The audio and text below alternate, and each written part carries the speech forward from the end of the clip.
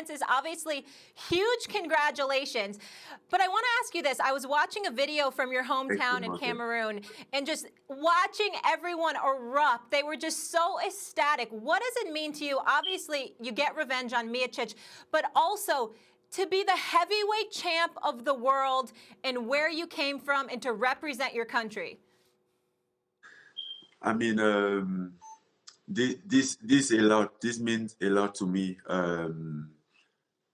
because at some point it wasn't about myself anymore. It was about my family, my fans are across the world, across the globe, and mostly for my country. You know, those people back there who might have a dream as I had and didn't have a chance and or opportunity, didn't take action, you know. So this is my own way to prove them that it's still possible, you know, no matter what, to chase your dream and to achieve it. Doesn't matter how far you come, it's going to be hard, but it's still going to be possible.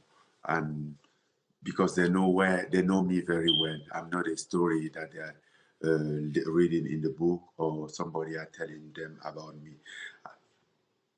I'm real, and I've been there with them. I grew up there. They know me as a person, as a kid. They know my family and everything. So he has more effect on that, and that is, I think that is the greatest thing about it, about all of this.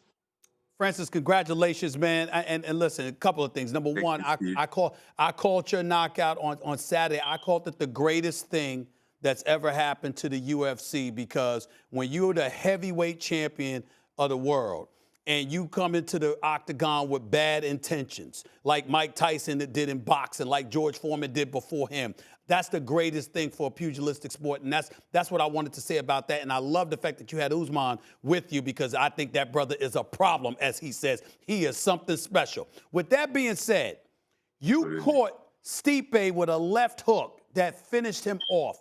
He thought he had you hurt when he hit you prior to that, and then he came in and you caught him with the left hook. Did he stun you prior to you catching him with the left hook, or were you just deceptive and you made him think that he caught you and he hurt you a little bit? No, he definitely touched me with that punch, but I wasn't hurt. You know, I was still very clear. As you said, I had Usman Kamaru on my corner, who was a very good support for me emotionally and mentally, and even experience-wise. So he was there all the time to remind me how dangerous I am if I'm like if I calm down, if I collect my emotion and don't go crazy as I did the first time. And at that specific moment that I get punched by Stipe, I thought about that. I'm like, okay, don't go crazy. Don't let your ego take over. Like, reset, take time. You have 25 minutes to go. And for some reason, I think Stipe, he thought I was hurt or something. Then I saw him moving like recklessly. So that's when I counted. He gave me the opportunity right there. Congratulations, champ. You did something that's really difficult to do, to come back and exercise your demons against a guy who beat you when you were unbeatable, when you were the big favorite. And to psychologically deal with that, as you're describing, is something. I agree with Stephen A. that this has a chance to be what you did now, a turning point in the history of the UFC, in the sense that light heavy was always the glamour division. Brock Lesnar looked for a second like, can he be that guy at heavyweight? But he couldn't consistently stay at that level. You now have a fight maybe lined up with Jon Jones, because the UFC champion would beat the heavyweight champion in boxing in an actual fight. That guy's the baddest man on the planet, especially if he's a guy who fights like you. So this could be a turning point in the history of your sport. That's a tremendous achievement. I want to ask you, though, how are you able to do it? In the sense that usually a guy will talk a good game in a rematch about coming back and doing things different, but in the heat of battle, they go back to what they do naturally. How are you able to employ all the things that you'd worked on in the heat of a moment, against a guy who'd already beaten you? Listen, Brian, that's a good point. And I want to point out the fact that the first time that I fought Stipe, I was just 4 years and a half in this sport, like 4 years and a half since the first day that I have been introduced into the sport. So I wasn't at the point that I can call something natural, I was just learning, finding my sport, trying to understand the sport.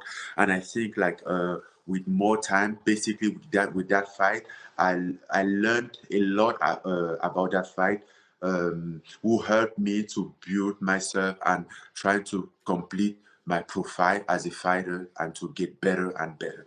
Um, you know, and it's it's kind of like weird, but at this point of my career, I think that is the very first time that I'm really starting to feel like I'm a mixed martial artist. First I was just training to win a fight because uh, UFC wasn't my I mean, it wasn't like my biggest dream. Then I get the opportunity. I was like, okay, I should take the Champ, opportunity. Then I was training to win the fight. Hey, But Champ, I don't now mean to. I'm having, we We don't mean to cut you off, but we're both dying to know your thoughts on a Jon Jones fight. yeah.